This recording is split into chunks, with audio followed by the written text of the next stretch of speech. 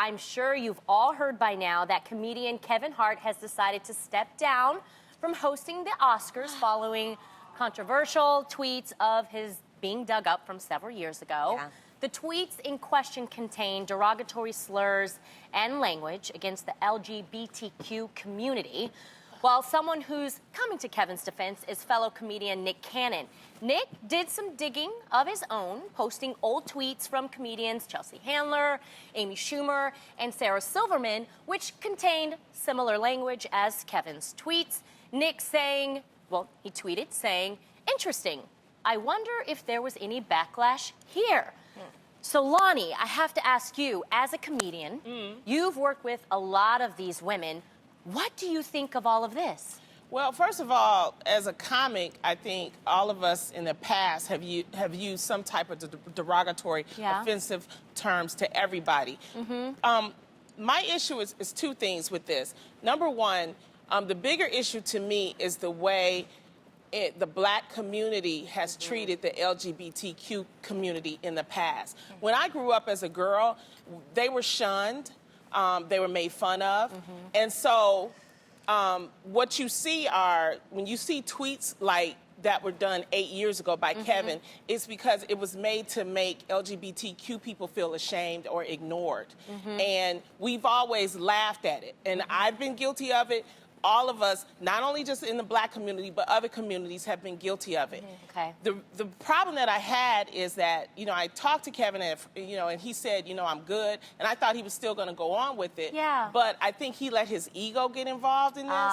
And instead of taking a step back and saying, you know what, let's make this a teachable moment, whereas we include our LGBTQ friends and learn from this, he just decided to step down. He could have took a step up.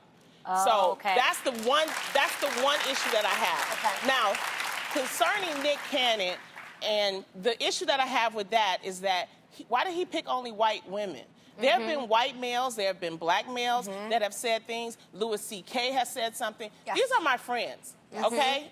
Full disclosure, those women are my friends. I don't hang around people that are bad people, okay? I try not to. That's true. These three women, no matter what, they've used the terms, but they've also been allies in the LGBTQ community. You've seen that.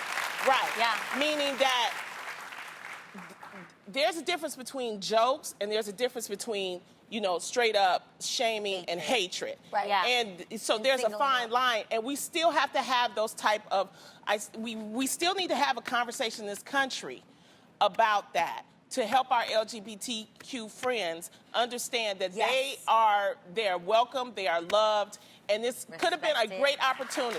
I agree with that. It's a real teachable moment.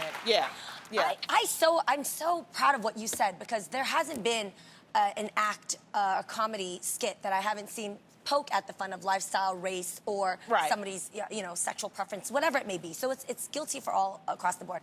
I think also what would made me listen a little bit more, because I think what he was getting at is this a racist thing that we need to probe into? And what I think he should have done is to actually look at all of the past hosts of the Oscars and not see just if there's random people, and see if there are any receipts where somebody had posted or had said anything off-colored and still hosted the Oscars, because then we have something a little bit more valid to say that it was unjust for Kevin to be forced to step down.